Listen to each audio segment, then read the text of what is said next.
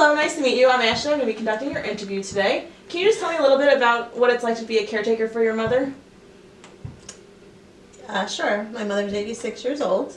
She has progressing dementia, and it's very time consuming. It can be very rewarding though, knowing that I'm helping her. You need a lot of patience. Can you elaborate on why you would need some patience in this kind of situation? Her mind doesn't work properly, so she doesn't always make correct decisions. She doesn't always understand why you're telling her to do certain things or not do certain things. So you need patience. It's like dealing with a preschooler. What do you mean in that sense? Like, what do you mean dealing with a preschooler? You're basically teaching and explaining the ways of life, like why you do certain things, why you don't do certain things, the appropriateness of things. I don't know what you're looking for. So what I'm looking for is kind of like, when you talk to her, do you talk to her like she's your 86-year-old mother, or do you kind of baby things down in the sense of... No, because I want her to have her dignity and respect, and I'm trying not to take all her independence away from her. We've had to take certain independences away from her because she can no longer mentally handle it. She can't have her access to her money or her checking account or finances because she no longer can understand that. She's also going blind, so that plays a big part in it. She can't really see. So she's lost a lot of independence due to that.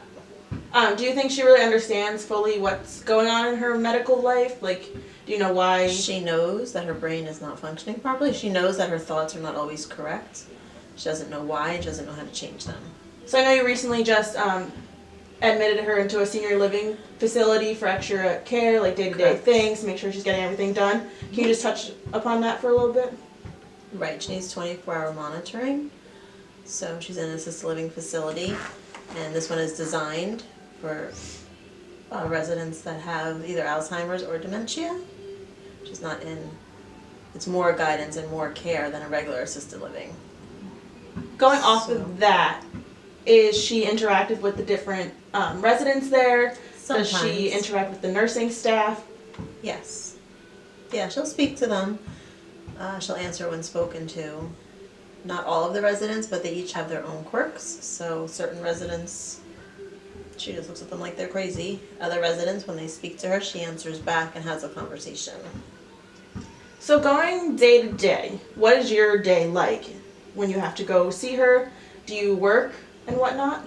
I do. I work full time. Then I come home and I make dinner and have dinner with my family, and then I go take care of my mother or visit my mother in the evening so that she doesn't feel abandoned. She just moved into the assisted living about 4 or 5 weeks ago. So would you say this is like an everyday trip? Yes, 6 days a week I go. Wow. And how many family members do you have? I don't know if you said that. In my household? Yes. I have a husband and 3 children. Okay. One child is away at college and the other 2 are at home. And do you have any siblings that could help ease, or like any other I have 2 nieces siblings. or nephews? I have 2 siblings and a niece and a nephew on my mother's side. How are your siblings? All of which, like, in helping with this? they'll each visit once or twice weekly. They live a little further away and they're not very accepting of it. They don't know how to deal with it, so they can't handle helping her every day and seeing her every day. So I've taken over that task. I'm sure that's very time consuming and hard on like your part.